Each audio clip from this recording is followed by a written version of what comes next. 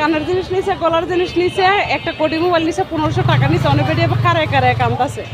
তো আমি পরে জিজ্ঞাসা করলাম আপনি কীভাবে লোক আমাকে বলছে যে দৈন্যা কলেজের এক স্যারের বাসায় থাকে নানান এই ইস্যু, তো আমাকে তারা এমন বুয়া এই নাম বলে।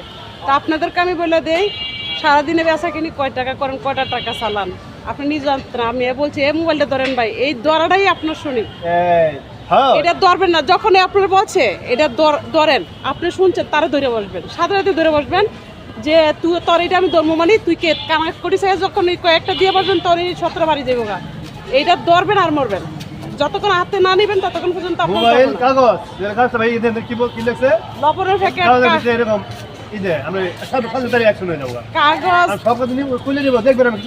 আপনি খুলে দিয়ে দিবেন লবণের প্যাকেট, কাগজ, তারপর ব্যাগ, এইটা সেটা নানান ইস্যু।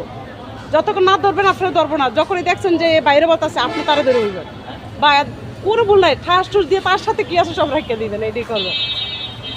চিন্তা করছেন মহিলাটার কান্না এখন কি অবস্থা? মহিলা কিনা আমার দাঁড়াইছি কয় ভাই আমি থাকেন, আমি কয় আমার চাই না আমার গলি কোনটা, চাই না আমার গলি এরকম নতুন 6 বলে